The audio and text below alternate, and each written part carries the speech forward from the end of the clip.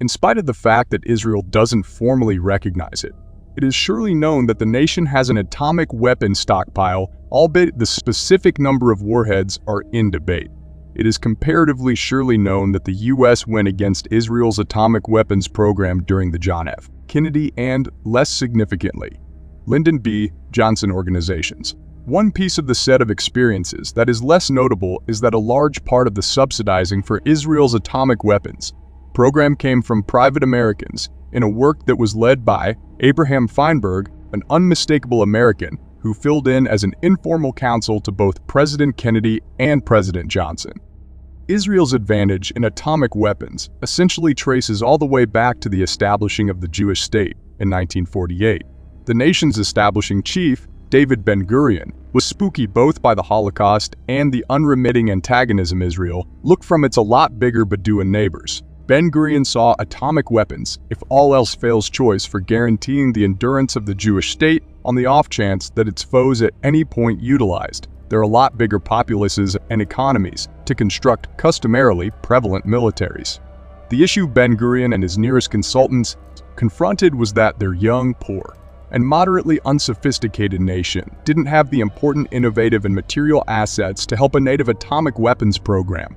Israel's best any desire for obtaining atomic weapons came from tracking down an unfamiliar benefactor. Luckily for Israel, contemporary conditions made conditions for it to acquire this help. In particular, during the mid-1950s, France's command over Algeria, which had thought about peace of France and in addition to one more province, was progressively challenged by a homegrown uprising that was getting significant help from the Egyptian chief Gamal Abdel Nasser. Paris answered by voking Israel's assistance and giving knowledge on the Algerian circumstance as a trade-off for French traditional weaponry. The potential chance to change this into atomic collaboration introduced itself in 1956 when Paris requested that Israel give France and England a guise to mediate militarily in what turned into the Suez Channel emergency. Ben-Gurion had significant misgivings about including Israel in the plan. These were defeated when France consented to furnish Israel with a little examination reactor like the L3 reactor France had worked at Saclay. Obviously, the Suez attack immediately turned out badly with both the US and Soviet association compromising Israel, France and England in various ways to inspire them to pull out. France couldn't shield Israel from the superpowers' alarming messages prior to consenting to pull out.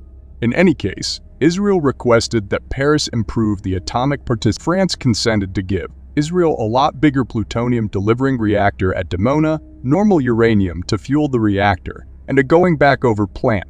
Fundamentally, all that Israel would have to utilize the plant to create plutonium for a bomb with the exception of weighty water. This was a significant upset.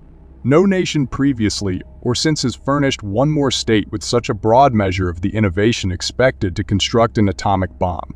In any case, it was just a portion of the fight. Ben-Gurion actually needed to concoct the assets important to pay for the atomic arrangement for France. How much the Dimona atomic offices cost to assemble isn't known, yet Israel probably paid France somewhere around $80 million to $100 of every 1960 bucks. That was an enormous measure of cash for Israel at that point. Moreover, Ben-Gurion stressed that in the event that he redirected guard assets for the atomic undertaking, he welcomed resistance from the military, which was battling to handle a regular armed force that could overcome Israel's Middle Easterner foes.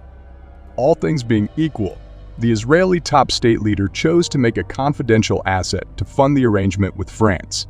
As recorded by Michael Karpin in his superb history of the Israel's atomic program, the bomb in the cellar, Ben-Gurion coordinated his staff essentially to call Abe, alluding to Abe Feinberg. Feinberg was an unmistakable New York financial specialist, humanitarian and Jewish-American pioneer with close connections to the leftist faction before America's entrance into the Second Great War. Feinberg had fundraised to assist European Jews with emigrating to Palestine. After the conflict finished, he segued, like Ben-Gurion, went to Europe to see the Holocaust death camps. He likewise pirated Holocaust survivors into Palestine when the English had made barricades to forestall unlawful Jewish migration.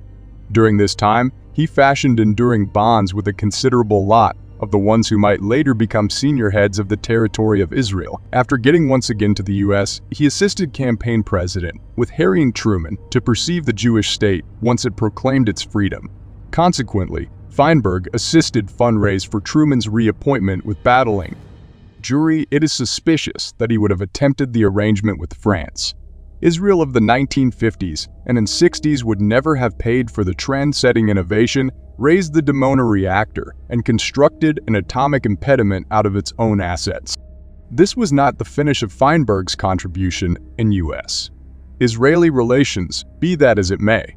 As a matter of fact, after the leftist retook the White House in the 1960 political race, Feinberg turned into an informal consultant to both JFK and LBJ. For example, in 1961, Feinberg drove the work to convince Ben-Gurion to permit American examinations of the Dimona reactor.